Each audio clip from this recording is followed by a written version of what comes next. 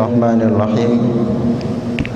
Assalamualaikum warahmatullahi wabarakatuh.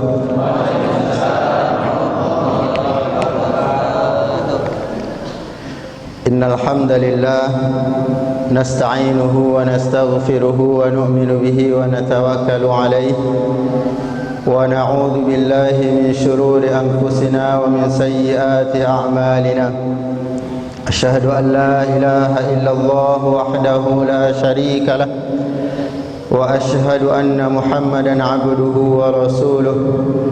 Allahumma salli wa sallim wa barik ala sayyidina Muhammad wa ala alihi wa ashabihi wa tabi'ina lahum ila yaumil qiyamah, amma ba'du. Qala Allah ta'ala fi kitabihil karim, a'udzu billahi minasy syaithanir rajim. Bismillahirrahmanirrahim. Ya ayyuhalladzina amanu taqullaha wal tanzur nafsum ma qaddamat lighad wattaqullaha innallaha khabirun bima ta'malun. Shadaqallahul azim. Bapak Camat yang mati Allah Subhanahu wa taala, para umarok, Bapak Dewan, para alim ulama, para khalifah, para orang tua kami yang dimuliakan Allah Subhanahu wa taala, bapak-bapak, ibu-ibu, jemaah salat subuh yang dimuliakan Allah Subhanahu wa taala. Alhamdulillah, syukur di subuh hari yang barakah ini Allah masih memberikan taufik dan hidayah kepada kita sehingga diberikan kesehatan, dimudahkan Allah untuk datang ke masjid ini dalam rangka melaksanakan perintahnya, yaitu salat subuh berjamaah. Aku agak khawatir ke subuh tadi, takut kena nampak ketua masjid kami Al-Hidayah tu dah. Wadik kota nampak aku kan. Siapa tu mengirim foto di grup tadi no. Takut ku tensi naik kan. Banyak ambil tulang makan tangan. Tapi alhamdulillah beliau sehat selalu kan. Jadi awak subuh ke santai Bapak Ibu ya. Karena adik aku selalu menengok pengajiannya Gus Baha, ulama tafsir. Jadi selalu logika-logikanya itu dipakai. Orang-orang kalau sedang nyabu misalnya maksiat kan, itu happy, gembira. Woi, iko kota tongah aku punya awak kau berdua apa ini kan. Iko kota tongah aku punya awak bertiga, kali ini sedang bertiga. Kesuk ulak patian wak jua, caknya kan, bolak ke babahak dia kan. Orang di kafe misalnya, di tempat kemaksiatan, gembira ya, so senang, happy-nya kan. Seolah-olah kita yang paling terkuat di dunia ini, pejantan tangguh kan. Maka orang-orang yang sedang maksiat saja mereka bergembira menampakkan kegembiraannya. Maka malu kita kalau orang-orang yang sedang mengaji, yang sedang habis solat subuh berjamaah, itu kalau cemberut mukanya kan? Seolah-olah hendak bergembira dengan nikmat Allah yang agung ini. Karena orang-orang yang taat tu harus lebih happy daripada orang-orang maksiat tadi. Karena orang maksiat tu pasti suntuk, sedang melaksanakan maksiat lomak, habis selesai maksiat, poni yang kepala. Banyak macam mana kan. Maka kita orang-orang yang diberikan Allah taufik subuh ke semayang subuh, menongai ceramah pula sepoci banyaknya kan. Maka alhamdulillahirabbil alamin harus gembira ikut rahmat Allah yang luar biasa yang Allah berikan kepada kita. Bapak Ibu yang dimuliakan Allah Subhanahu wa taala, selawat dan salam kita hadiahkan untuk baginda Nabi Muhammad sallallahu alaihi wasallam. Allahumma salli ala Sayyidina Muhammad wa ala ali Sayyidina Muhammad. Assalamualaikum ya Rasulullah. Mudah-mudahan kita termasuk golongan orang-orang yang mendapatkan syafaat dari beliau. Yang paling utama dengan Nabi Muhammad sallallahu alaihi wasallam, kau awak cinta dulu. Cinta dengan Nabi Muhammad dulu, itu yang paling utama. Urusan yang lain beko. Karena di dalam kitab Ihya disebutkan, kudonga dari ulama juga kan, ada awak pandai memacunya dah. Nabi itu tidak mengeluarkan seseorang karena maksiat dari cinta kepadanya.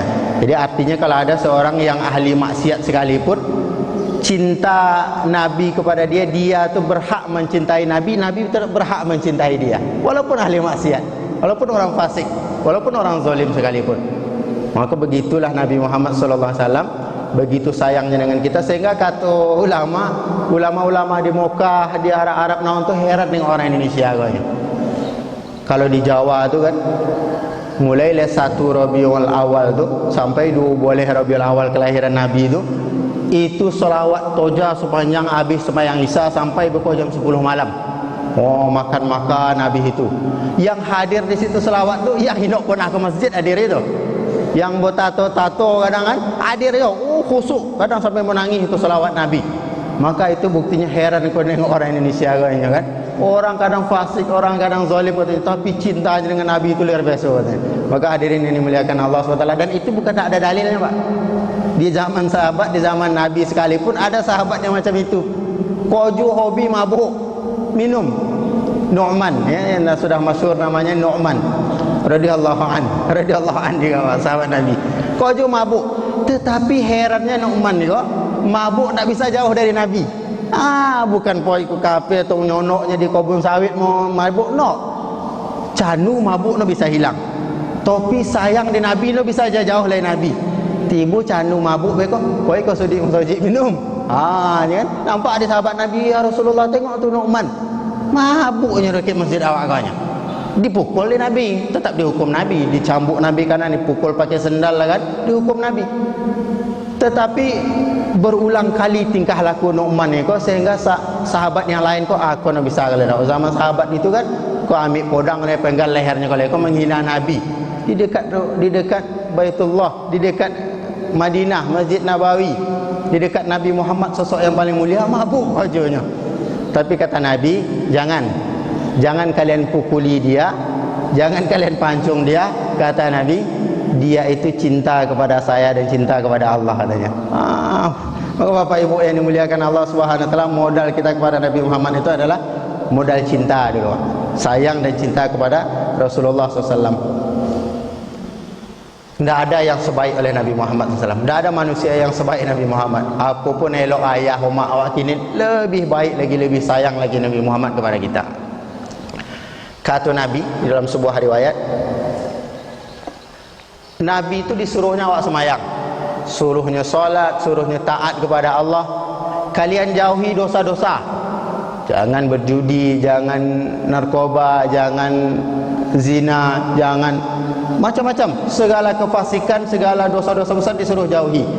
Tapi setelah itu ada pula riwayat lain, syafaatku nanti di akhirat untuk umatku yang pelaku dosa besar. Cuba bayangkan, lah disuruhnya awak, ayah awak misalnya, abang jangan bang inoknya pergi ke sekolah, jangan mencabut dia dari sekolah tu lainnya. Tapi bekolah anaknya si bercabut tu kojonya. Kata ayah tadi, kasih sayangku tetap kepada anak itu, biarlah hanya cabut tadi. Macam itulah Nabi Muhammad SAW. Lah disuruhnya awak jauhi dosa besar, syafaatku untuk umatku yang pelaku dosa besar. Dibela ya di akhirat lah. Malu-malu Nabi di depan Allah untuk membela umatnya, kita-kita yang masih suka berbuat dosa besar. Itu sayangnya Nabi Muhammad sallallahu alaihi wasallam. Allahumma shalli ala sayyidina Muhammad wa ala ali sayyidina Muhammad. Ulunnya habis lah. Awak beruntung lah jadi umat Nabi Muhammad. Kata Rasulullah SAW, umat tu tak akan celaka. Umat saya tidak akan celaka, kata Nabi. Bagaimana umatku mau celaka? Di depannya saya, kata Nabi. Di depannya ini pemimpinnya saya. Penutupnya nanti Nabi Isa. Nabi Isa alaihissalam penutup. Saya yang mengawal umat saya di depan, di belakang yang mengawal Nabi Isa alaihissalam. Bagaimana umat saya akan celaka? Oh, luar biasa, wah. Dibela kita habis-habisan di hadapan Allah oleh Nabi kita Muhammad sallallahu alaihi wasallam. Maka harus awak tanamkan bagaimana rasa sayang kita kepada Rasulullah sallallahu alaihi wasallam. Yang lebih luar biasa balik, pembelaan Nabi kepada kita. Sakratul maut itu sakit. Nabi sendiri pun merasakan sakit. Maka keadaan Nabi itu macam-macam. Kita jangan mudah bersuuzon atau berkomentar. Mungkin nampak awak lain orang soleh, kok agak payah lagaknya nak meninggalnya. Iko lain nak topik amal apa kok? Oh, jangan. Kadang awak tengok lain yang ini biasa-biasa pun yang amal ibadahnya nampak dia kan senang matinya. Tu penangin duduk misalnya meninggal kan. Maka kita pun tak bisa bersuuzon. Mungkin yang tadi mudah meninggalnya itu lain amal ibadahnya yang tersembunyi, ya Allah ridha terhadapnya. Sedangkan ulama, orang-orang soleh yang nampak di kasat mata kita tu agak susah kematiannya, Allah mau menghabiskan segala dosa-dosanya sehingga nanti mati bersih, tak ada lagi kembali kepada Allah dalam kebaikan. Maka Nabi pun macam itu. Nabi itu di satu riwayat menyebutkan orang yang beriman mudah kematiannya, sebagaimana rambut ditarik dari dalam tepung. Senang kematiannya. Tetapi di sisi lain Nabi sendiri pun kesakitan meninggal. Nabi sendiri pun riwayat Aisyah radhiyallahu anha kesakitan kematian, sehingga kata Aisyah radhiyallahu anha, setelah Rasulullah meninggal saya pun tak pernah bersuuzon lagi dengan orang yang nampaknya susah ketika kematiannya, karena Nabi yang paling asraful, manusia yang paling mulia pun nampak kesakitan kesusahannya ketika meninggal dunia. Tetapi di sebalik kesusahannya Nabi itu ada cerita, Pak. Ketika Israel datang mau mencabut nyawa baginda Nabi Muhammad SAW, maka Nasrullah mengatakan, ya Israel, mahadha, iko apa ke Israel, padik sakitnya kau, kata Nabi. Mahadha, sakit sekali ni wahai Israel. Maka kata Israel, ya Rasulullah, inna hadha la sakarat, inilah sakitnya ketika kematian, inilah sakratul maut, sakratul maut, sakitnya ketika kematian. Maka Nabi berdoa, ya Allah, khaffif alayya, ringankan kematianku ini ya Allah, rasa sakit kematianku itu ringankan. Maka mendengar doa Nabi itu, Israel mengatakan, ya Rasulullah, saya sudah ringankan pencabutannya 70 kali lipat dari mencabut nyawa orang lain. Kata Israel, 70 kali lipat lebih saya ringankan. Tokoji Nabi, ikolah 70 kali lipat abang ringankan. Berapa lo model orang lain umatku mencabut, kalau lah aku malah 70 kali lipat masih kesakitan. Maka kata Nabi Muhammad SAW, sodang sakit parah itu pun apa yang diingatnya? Awak jemaah GSSB subuh itu yang diingatnya. Allahumma khaffif ala ummati sakarat, ya Allah ringankan sakratul mautnya umatku, wa khakkil alayya, timpakan bebannya kematian umatku itu kepada aku sekarang. Cuba bayangkan lah, dalam sakit sakratul maut, awak orang kata tengah tu yang dipikirkan oleh Nabi Muhammad lah supaya sonang matinya, timpakan kepada saya, wa thaqqil alayya, kata Rasulullah, beratkan kepada saya sakarat ini sehingga umat saya menjadi ringan kematiannya. Jadi wajarlah kita kalau senantiasa menumbuhkan rasa cinta, rasa sayang kita kepada baginda Nabi Muhammad sallallahu alaihi wasallam. Allahumma sholli ala sayyidina Muhammad wa ala ali sayyidina Muhammad. Bapak Ibu yang dimuliakan Allah Subhanahu wa taala, iko biasu yang mengisi iko petang Ustaz kondang ini. Terakhir petang pakar hadis. Pakar hadis ini. Ustaz Zulhendri Rais, LCMA doktor loh deh. Tibu lagi giliran awak sesudah pakar pula tu. Habis pakar hadis, tibu fakir hadis kan? Tibu fakir. Allahu Akbar. Fakir tu apa haknya? Innamas shadaqatu lil fuqara. Yang berhak mendapatkan zakat orang fakir kan? Allahu Akbar. Jadi mohon maaf lah kalau kacau balau gado-gado yang diisi subuh itu, maklum fakir memang haknya dapat sedekah. Tapi Bapak Ibu yang dimuliakan Allah, Al-Quran itu punya zahir, punya batin maknanya. Maka di antara makna batin daripada ayat innamas shadaqatu lil fuqara itu, orang fakir mendapatkan zakat itu secara fikih. Tetapi imam-imam, ulama-ulama yang ahli batin mengatakan di antara ayat itu yang batiniahnya adalah makna tafsirnya adalah orang-orang yang fakir, yang senantiasa merasa fakir di hadapan Allah Subhanahu wa taala, itu yang berhak mendapatkan sedekah dari Allah Subhanahu wa taala.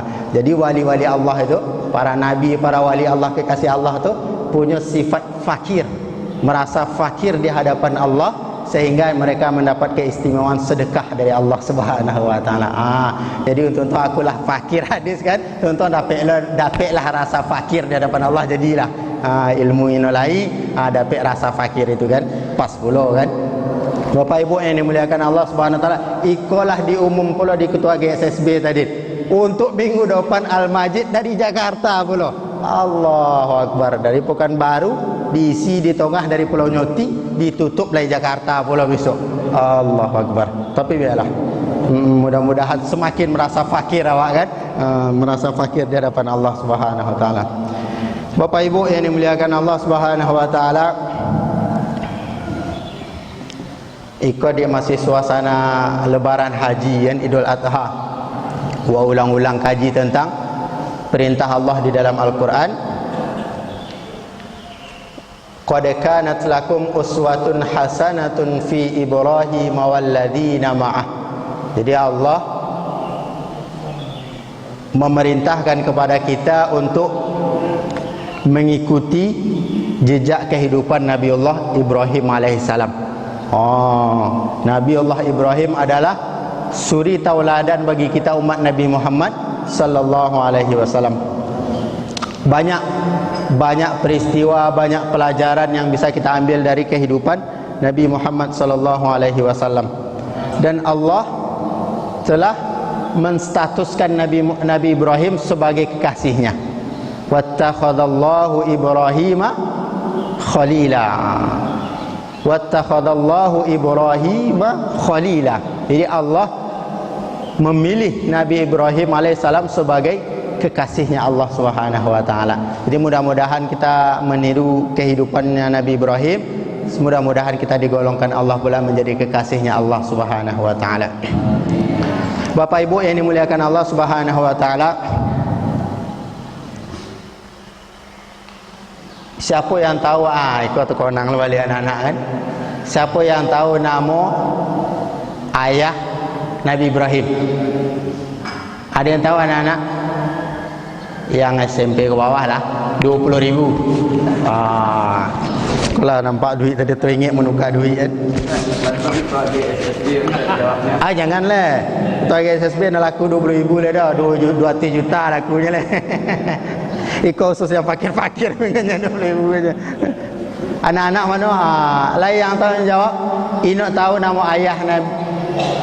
Ino tahu nama ayahnya, nama atuknya. Ino tahu nama atuknya, nama anak Nabi Ibrahim. Siapa yang tahu nama anak Nabi Ibrahim? Yang SD, yang SMP kuliah 1 lah. 20.000. Maju. Lain dah. Lain dah. Buka Google dulu. Astagfirullahaladzim. Allahu Akbar. Mereka siap-siap balik ya. Siap-siap nak. Bapak Ibu ini muliakan Allah SWT. Seorang ada di dalam riwayat menyebutkan di dalam kitab Nasaihul Ibad, seseorang bertanya kepada Nabi Ibrahim, li ayyi syai'in ittakhadhakallahu khalila, wahai Ibrahim, sebab apa engkau diambil oleh Allah, diangkat, dipilih oleh Allah menjadi kekasihnya? Maka Nabi Ibrahim alaihissalam menjawab, ada 3 yang menyebabkan Allah mengangkat saya menjadi kekasihnya. Yang pertama, akhtartu amrullah ala amrin ghairi. Yang pertama, akhtartu amrullah ala amrin ghairi.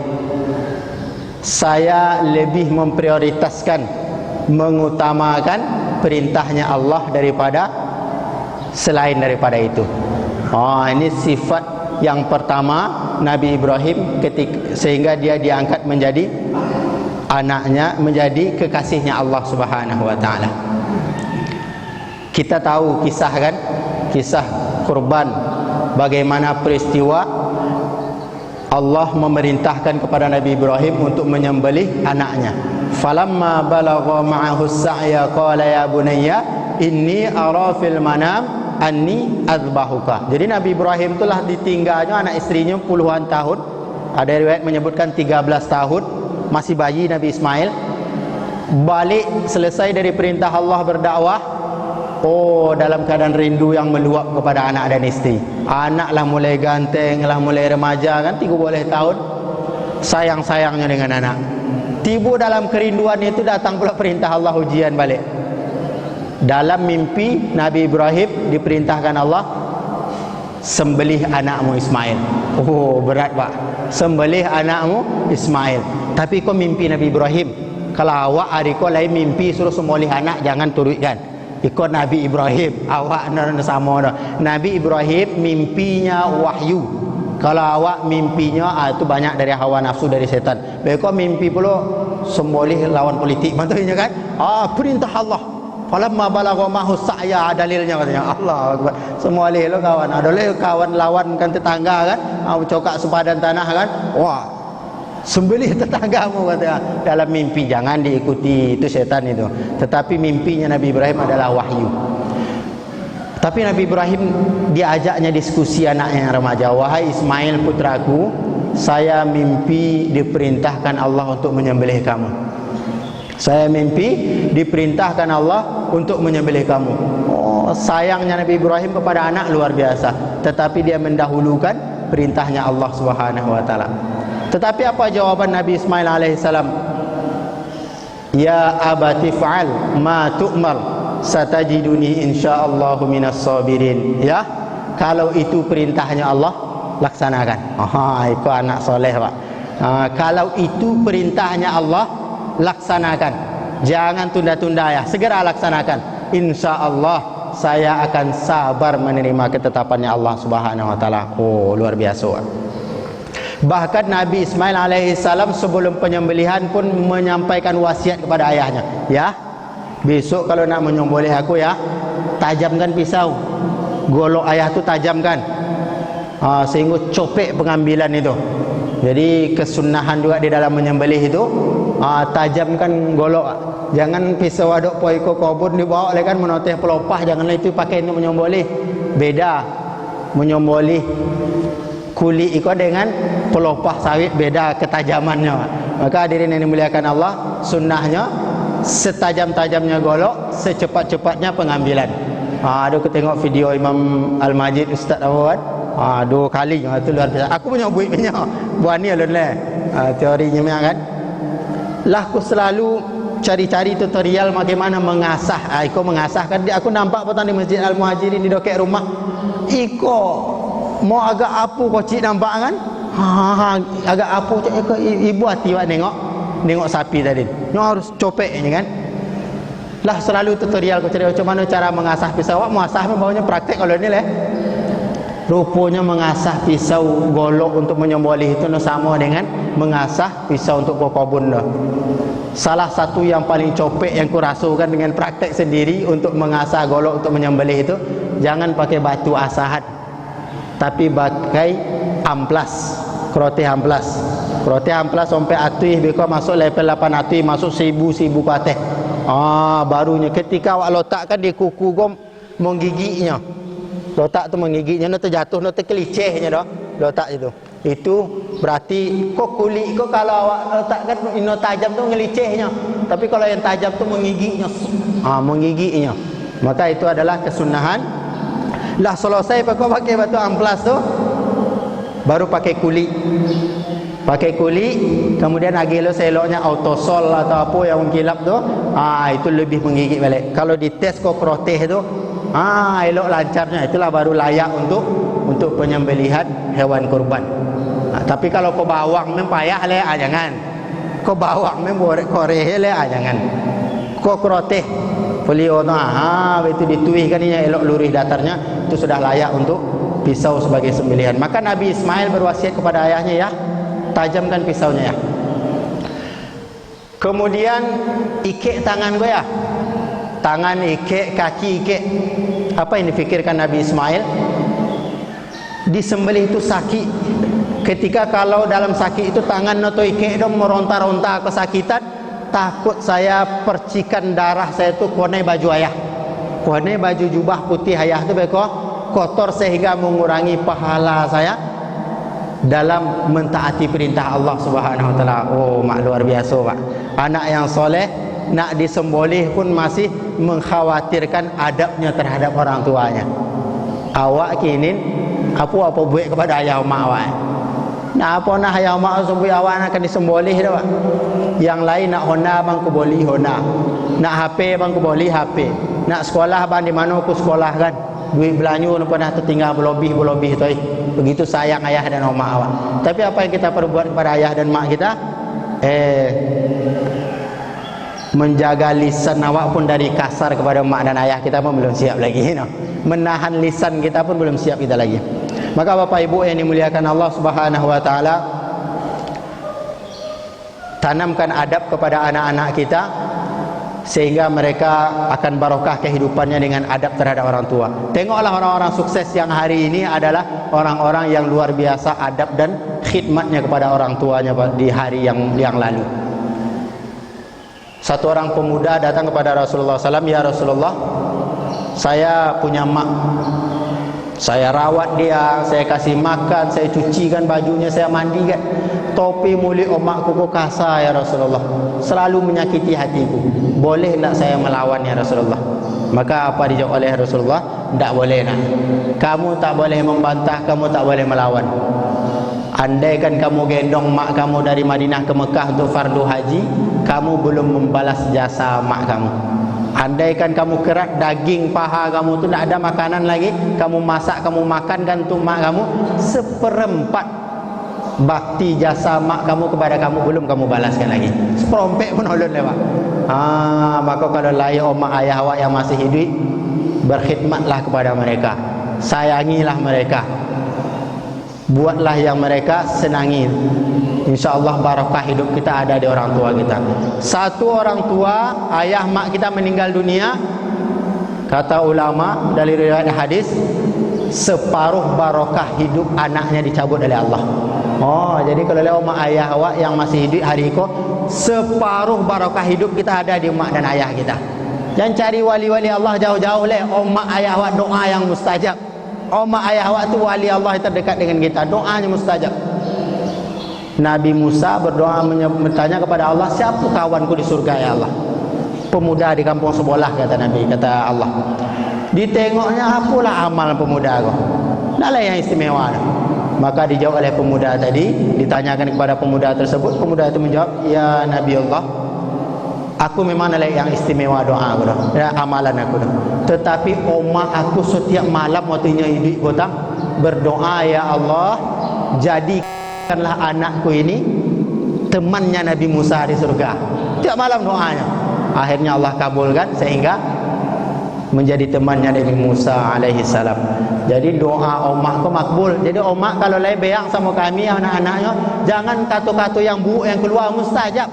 Jadi besok anakku pun apa lah nak pakai bangkit hidupnya. Mungkin potang waktu tongkanya, pernah awak doakan celaku untuknya.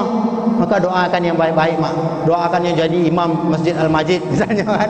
Jadi imam Islamic Center. Doakan begitu. Kalau padek beang awak, jadi imam Masjidil Haram lah bang.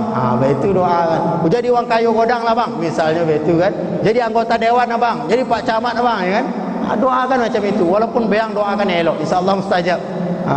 Bapak ibu yang dimuliakan Allah Subhanahu wa taala, maka kita sebagai anak, barakah hidup kita ada di orang tua kita. Dalam riwayat lain disebutkan, satu orang anak yang berhenti mendoakan mak dan ayahnya, maka Allah berhenti mengalirkan rezeki untuk dia. Luar biasa Pak.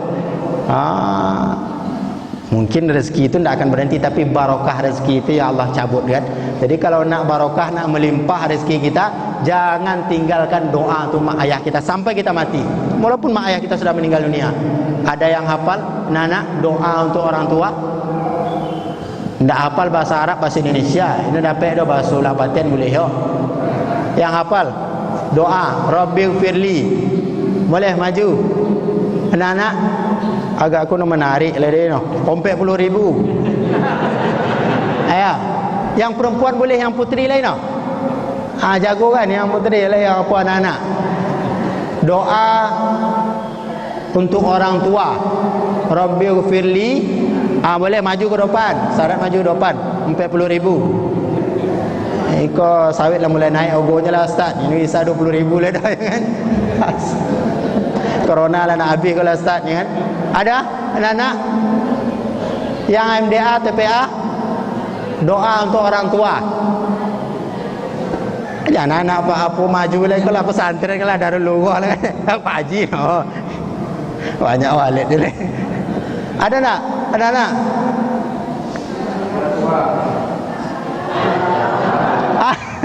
Itu ayah anak tu. Atuk cucu tu lah. Rehan. Si kau maju. Rehan. Maju. Doa basuh apa pun gunung tua pun boleh. Baik, Rehan. Malu. Rabbighfirli wa liwalidayya Warhamhuma kama rabbayani shaghira. Doa terhadap orang tua jangan tinggalkan. Setiap habis solat fardu minimal awak doa pertama untuk ayah dengan omak dulu. Selain cara kita berbakti kepada mak ayah kita, itu juga adalah salah satu aliran rezeki kita semakin barokah, semakin lancar insya-Allah. Bapak Ibu yang dimuliakan Allah Subhanahu wa taala, sedikit perintah Allah itu jangan buat persempit. Perintah kepada Allah tadi jangan dipersempit. Nabi Ibrahim perintahnya kepada dia, sembelih putramu. Tetapi di sebalik itu apakah Ismail tersembelih? Tidak. Wa nadainahu ayya Ibrahim qad saddaqatar ru'ya inna kadzalika najzil muhsinin. Itu hanya ujian saja. Ketika Nabi Ibrahim telah berserah diri kepada Allah, maka Allah gantikan wa fadainahu bidzibhin azim. Allah gantikan dengan kambing dari surga. Nah, kan mungkin Allah suruh hambanya menyembelih anaknya. Allah gantikan, Allah ingin menguji saja. Maka hadirin yang dimuliakan Allah Subhanahu wa taala, walaupun nampaknya borek semayang subuh itu, tetap semayang subuh ya. Nah kan iyo soborek yang awak bayangkan ketika awak di ruangan AC sedang mengangkat selimut tadi ndo, sedang berselimut tadi ndo. Ketika awak lah duduk lah sampai ke masjid, oh no soborek yang awak bayangkan tadi ndo, lomak saja sampai di masjid semayangnya. Apalagi abi wirid tu kantuk-kantuk lo kocik kan uji, selama-lamanya tidur air. Maka Bapak Ibu yang dimuliakan Allah Subhanahu wa taala, utamakan perintah Allah daripada yang lainnya. Salah satu sifat Nabi Ibrahim menjadikan kekasihnya Allah Subhanahu wa taala. Jadi kalau ibadah kurban itu jangan awak sepelekan lah, hukumnya sunnah. Ya sunnah muakkad dalam mazhab Imam Syafi'i. Tapi kalau awak punya mampu, man wajada sa'atan falam yudhi fala yaqrabanna musallana. Kalau kita punya kelapangan hendak berkorban, jangan dekat-dekat dari tempat solat saya, kata Nabi. Tak suka Nabi. Mampu potonglah awak bahas potongan di khutbah Idul Adha. Bagi ahli hisab mohon maaf, perokok kan kini berapa? 15,000, 20,000 sungguh ya. 20 ini anggap lah 15, Luqman 8,000 biasa 2 bungkus wahai kan. Dia rokok muat 2 bungkus wahai. 15,000 sehari kali 360 hari, 5.400.000 untuk rokok selama 1 tahun. Oh lah dapat 2 ekor kambing untuk korban. Jadi kalau yang ahli hisab perokok, wah itu wajib korban tu kalau tidak zalim jadinya. Kada lapang 5.400.000. Aku start kalau ino merokok, start poniang kepala kok. Bokojo ino dapat, apa ino dapat, ino nampak lah retong lah. Sembelih rokok tadi 1,5 bungkus. Jadi 1,5 bungkus tinggalkan 7.500 untuk korban tahun depan. Lah dapat 2.700.000. Lah bisa besok boleh kambing masuk korban tahun depan, sembelih rokoknya 1,5 bungkus. Jadi lapang awak ke sebenarnya. Cuma dia sompi-sompi kan. Kadang kredit Honda 800,000 tolong kan. Honda untuk pertama, Honda kedua lo tu leh. Honda ketiga lo kadang tu leh kan. Untuk motor 3.800.000 tolong kan. Cuma aku start dia nak dapat korban kuat dia yang kredit motor tu telah dia nak dapat tahun ni kau kan. Menomoknya. Kata guru ku petang kata ibu bani kan. Tinggi lunyak tomuk rupiah no. Tinggi lunyak tomuk rupiah. Kalau lah tahu penghasilan 4 juta boleh lo motor kredit 3,8 juta surat mau dalam jelah no. Motor perlu diisi minyak motor perlu di servis no pakai meno kan. Maka hadirin yang dimuliakan Allah, ukur-ukur diri kita, jangan terlalu tamak mengikuti hawa nafsu kita sehingga memberatkan kita, sehingga banyak syariat Allah, perintah Allah akhirnya yang kita lalaikan disebab mengedepankan hawa nafsu tadi. Bapak Ibu yang dimuliakan Allah, jangan kita persempit perintah Allah. Itu paling kunci berikutnya. Perintah Allah yang telah mahdoh joleh, semayang, rukun Islam tu bisa ditawar dah. Semayang, zakat kalau lah mampu, haji kalau lah sampai waktunya, kalau lah punya kemampuan, daftar haji yang punya kemampuan, itu bisa ditawar. Tapi perintah Allah yang lain banyak. Jangan diadu-adu satu perintah dengan perintah yang lain. Zaman Nabi Muhammad SAW itu jihad itu perintah yang besar. Siapa yang nak berangkat berperang, aib, dicap munafik. Dicap munafik orang yang nak berangkat jihad tanpa uzur. Tetapi ada satu sahabat datang kepada Rasulullah, saya mau jihad ya Rasulullah. Apa jawab Rasulullah? Leo mak ban di rumah le yang duit no. Lahi ya Rasulullah. Balik kata Nabi. Alzamha, rawat omak kamu. Fa innal jannah tahta rijlaiha, sesungguhnya surga kamu ada di bawah telapak kaki mak kamu. Jadi perintah Allah tu jangan disatukan. Perintah Allah tu banyak, luas. Bapa donga-donga kata-kata ulama. Perintah jihad lain, perintah merawat omak lain. Perintah zikir wirid di masjid lain, perintah mencari nafkah lain. Lain sadonya. Itu perintah Allah semuanya. Jangan kita persempit. Sahabat Nabi buat majlis dengan Nabi. Nabi sedang ceramah, sedang memberikan ilmu. Lewat sahabat Nabi, lagangnya pun nak pergi ke kubur, membawa perlengkapan nak pergi ke kubur. Zaman Nabi, kalau Nabi sedang ceramah, Nabi sedang menyampaikan ilmu, majlis ilmu, tidak duduk dekat Nabi tu aib.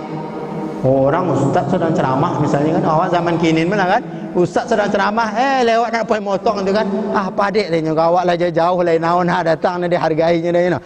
Ikut zaman Nabi, Nabi yang menyampaikan. Maka sahabat yang lain mencemeh, pajai ko lain adab dia. Nabi sedang taklif, ino ya duduk dopoi ko kubur di kojanya. Donga di Nabi, jangan laknat dia, jangan caci maki dia, kata Nabi. Dia mau pergi itu mencari nafkah yang halal. Itu syariatku, kata Nabi Muhammad sallallahu alaihi wasallam. Jadi awak yang suka berkojo koi ladak apa koi lah. Tapi niatnya mencari nafkah yang halal untuk menafkahi anak istri di rumah, supaya anak istri jangan bergantung kepada orang lain. Jihad itu hukumnya. Jihad itu mencari nafkah yang halal. Awak subuh itu jihad dia. Apa? Subuh Ahad, mengaji subuh Ahad.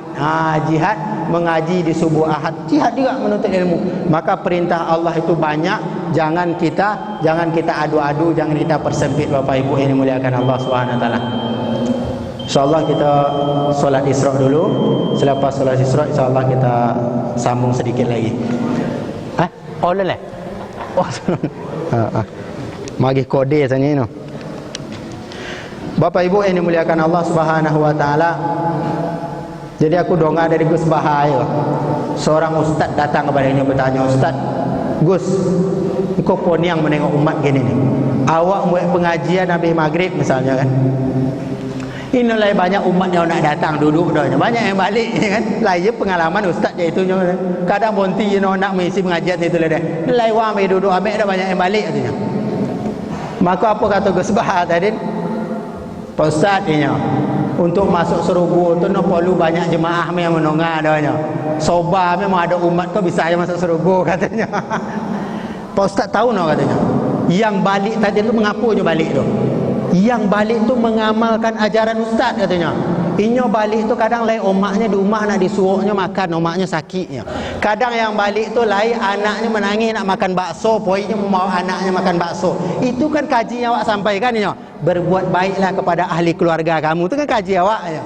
Berbuat baiklah kepada orang tua kamu. Jadi inyo balik itu rupanya nak mengamalkan apa yang Ustaz sobui itu. Maka kalau kita Bapak Ibu yang dimuliakan Allah, lain banyak yang hadir ikut tetangga aku pernah hadir GSSB dah. Kemana lah poinnya? Poi ku kobun ko lajunya.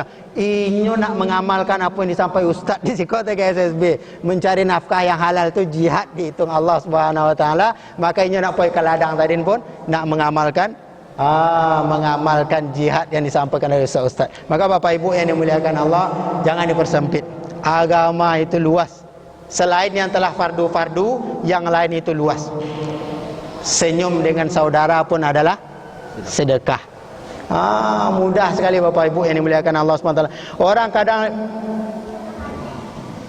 21 Ramadan banyak iktikaf kan di masjid. Dan lain yang preman yang suka kadang bergitar-gitar, kadang duduk-duduk ini di kode-kode itu duduknya di situ kan. Tapi jangan awak salah lah. Kadang mereka sial lain waktu sosek nak menanya alamat mana tu rumah Pak Kelipah Ridwan tu nya.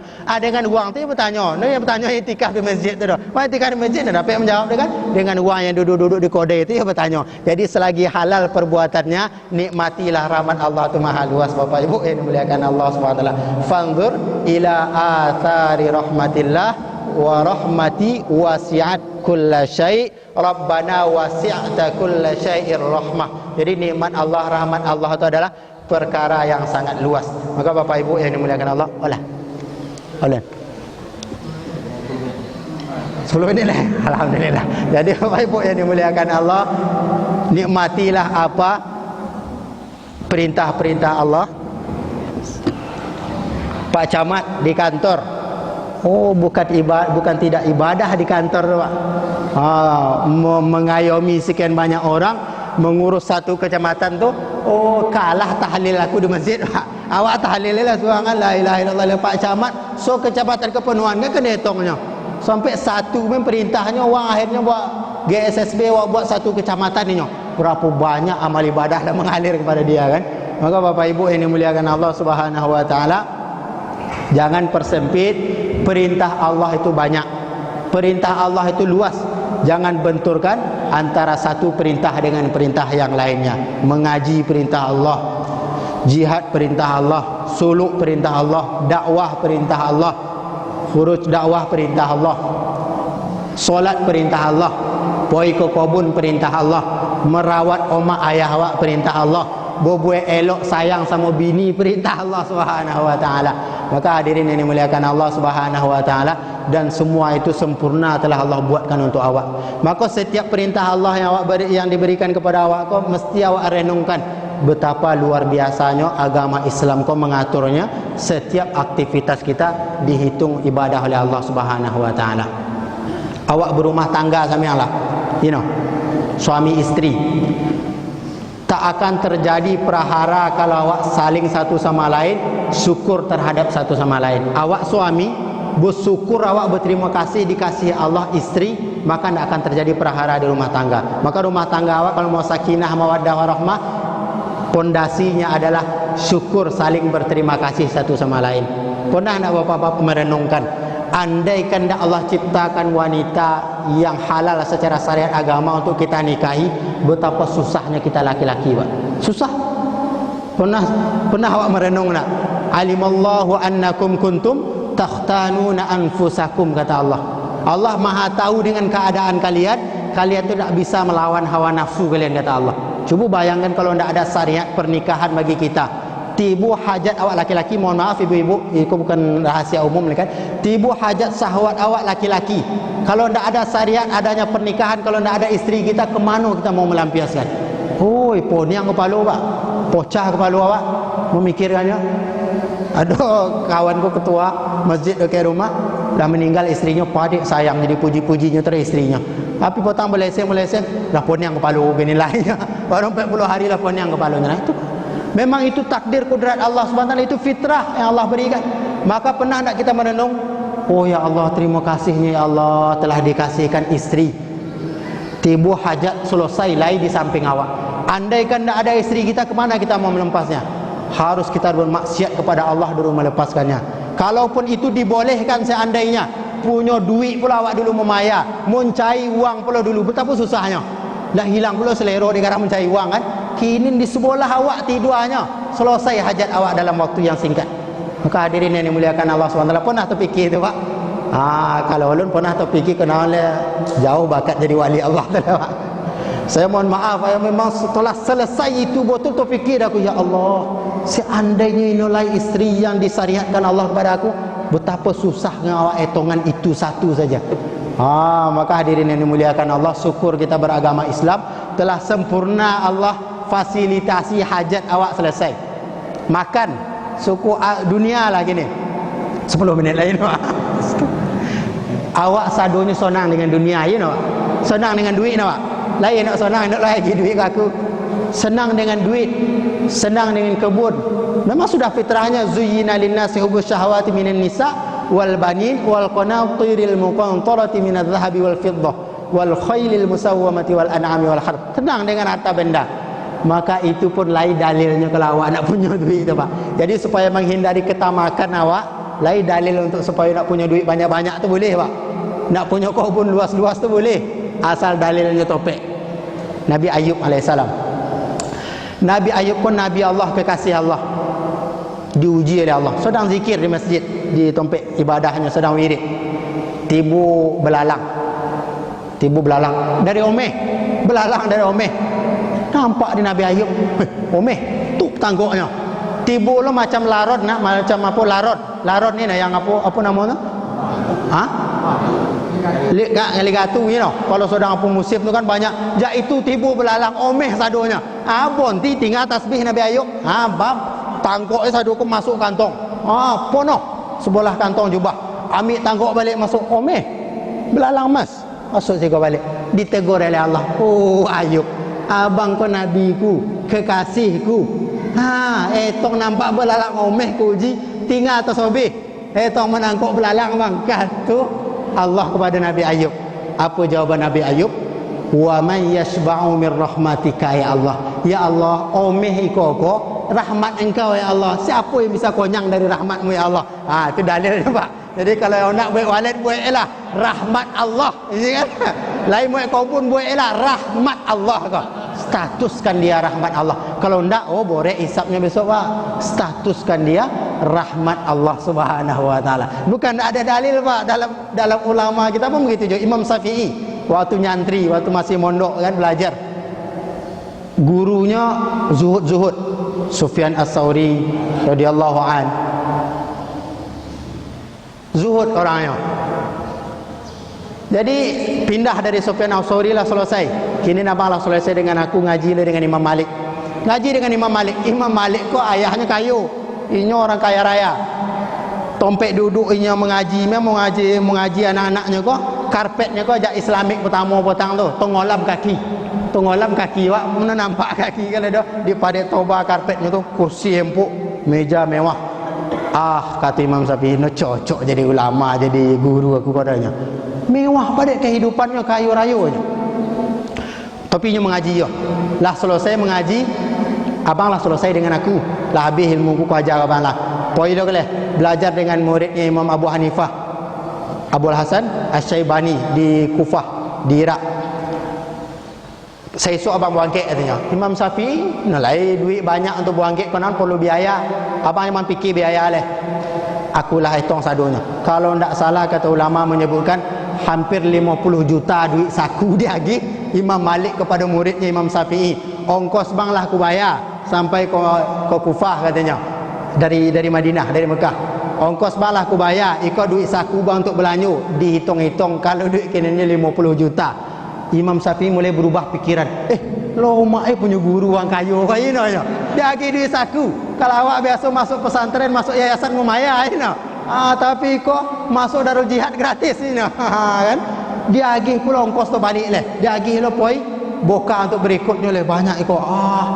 Cocok je kalau ulama aku kayunya kata Imam Syafi'i. Berubah pikiran Imam Syafi'i. Sampai ke Kufah di Imam Abu Hasan Asy-Syaibani. Lebih parah pula leh. Kayu rayu lah. Mau hitung duit di ruang tamu. Omeh. Bo batang-batang, bo peti-peti. Nampak di Imam Syafi'i. Hitung. Cemberut muka kan. Iko lebih parah daripada Imam Malik lainnya kan. Di ruang tamu. Menghitung duit batang-batangan emas. Ngapa bayaran? Kata guru itu tadi kepada Imam Syafi'i. Iko duit kau sengaja aku tampakkan di sini. Kau baik nampak kayu ku. Jadi abang kilan-kilan yang santri ku kau nak terfikir tu bagi amplop aku le dah. Untuk memaya le dah aku lah cukup lamapan katanya. Kemudian tahu tak kamu katanya? Imam Syafi'i katanya. Sebaik-baiknya harta benda duit iko di tangan orang-orang soleh dan orang-orang ulama. Jadi kalau cocoklah awak yang suku ke masjid, yang orang haji yang suku berdermawan, itu eloknya itulah yang memegang duit yang banyak tu. Karena sejauh-jauhnya duit kau kemana kau aduk kan? Membangun pesantren, muagih kilan makan katanya, membangun masjid, menyanti dengan orang miskin, itu telah aduk paling jauhnya ya. Sesekali kau beli motor untuk aku, wajar tanya kan? Kalau iko dipakai untuk orang-orang deha misalnya, orang-orang apa kan? Gangster ini dipakainya untuk modal beli narkoba, beli sabu, dipakainya untuk merusak umat katanya. Maka sebaik-baik harta itu ada di tangan orang-orang soleh. Maka jangan janggal awak menengok Nabi Sulaiman alaihissalam kaya raya seperti itu. Memang luar biasa. Itu syariat dalilnya ada. Jadi kalau awak gini, kalau awak nak suku ya dengan harta, suku ya dengan kebun buih lah. Itu rahmat Allah. Sebaik-baik harta aku di tangan awak. Jauh-jauh ke infak untuk GSSB, you know. Sesekali bawa anak makan bakso kan, bawa ke Pekanbaru jalan-jalan ke Sumbar, tak apa-apa kan. Maka hadirin yang dimuliakan Allah Subhanahu wa taala, kata di dalam Al-Qur'an, liyudhhirahu 'ala ad-dini kullih. Jadi agama Islam kau harus nampak megahnya, nampak mantapnya, nampak bagaknya. Maka kata Imam Syafi'i setelah menengok gurunya tadi itu, keluar fatwa dia ketika menjadi ulama besar, al-Islamu ya'lu wala yu'la alaih. Islam tu harus di atas, tak boleh ada yang lebih tinggi dari Islam. Maka fatwa beliau, kalau orang Islam mampu membeli kuda, jangan pakai himar. Kalau awak kinin, kalau orang Islam yang kaya raya tu mampu beli Alphard, jangan boleh carry tu. Kalau mampu beli Alphard, jangan boleh kali tu. Beko berselisih dengan orang Cina, orang-orang pengusaha yang tidak Islam tu beko. Awak pakai carry tu, nyo pakai Alphard kan? Carry orang Islam kau katanya. Merendahkan Islam. Pakai Alphard. Takut orang kafir kan. Hebat orang Islam. Okey ni no. Orang-orang Pak Haji Kota Tongah tu no telawan awak le dokat tu toke-toke Cina di pokan gini. Lah kalahnya, artinya awak memakaikan barang-barang dunia itu adalah untuk liyuzhirahu ala din kulli, untuk memperlihatkan gengsinya keislaman kita, sehingga orang-orang kafir itu takutnya menengok kehebatan orang-orang Islam kau. Maka kalau lai kiai, lai ustaz, mudah-mudahan Pak ustaz awak kan dah habis anggota dewan, masuk calon bupati belum kan, lai nak mencalon bupati, lai nak mencalon gubernur, mencalon presiden, biarlah dokong. Karena orang-orang ulama tu kalau lah duduk di atas ni kan jauh yang akan dipikirnya nak bagaimana supaya semayang masih boleh terjaga. Jadi kalau lain ulama-ulama kini macam Habib Lutfi, ulama besar NU, ditarik buat impres, elok daripada ditarik Tanu Surbio. Apa yang akan diajarnya kepada Jokowi kan? Tetapi karena ada Habib Lutfi, apa yang diajarnya? Jangan diganggu itu umat Islam. Jangan bubarkan majlis-majlis dakwah, jangan bubarkan majlis zikir. Akhirnya mereka di dalam itu, maka ulama-ulama kita Indonesia itu ulama-ulama yang hikmah masuk ke dalam lingkaran kekuasaan, niatnya adalah untuk menjaga Islam. Kalau enggak, coba kita tengok Mekah gini. Habis diserang Wahabi, sehingga kekuasaan di sana diatur oleh paham Wahabi. Tengok di Iran, karena ulamanya menjauh dari kekuasaan, apa yang terjadi? Syiah yang mendominasi di Iran. Karena ulama ahli sunnahnya menjauh dari kekuasaan, sehingga orang-orang Syiah datang mendekati, dialah kebijakan dia yang didoktrin kepada kekuasaan. Maka kita, ulama-ulama kita dulu, Syekh Hasyim Asy'ari, Buya Hamka, mereka mendekati pemimpin dan mereka masuk di sana untuk mendidik pemimpin kita supaya jangan tetap menjaga Islam. Jadi jabatan, harta, segala kemasyhuran segala macamnya, jadikan itu, statuskan sebagai rahmatnya Allah Subhanahu wa taala, sebagaimana Nabi Ayub tadi, wa may yashba'u min rahmatika ya Allah. Siapa yang bisa kenyang dari rahmat Engkau ya Allah? Insyaallah dengan seperti itu kita akan selamat dengan apa yang telah kita kerjakan hari ini. Insyaallah kita salat lah 10 minit lah. Kita salat sunah Isra dulu Pak. Insyaallah setelah itu nanti kita tutup.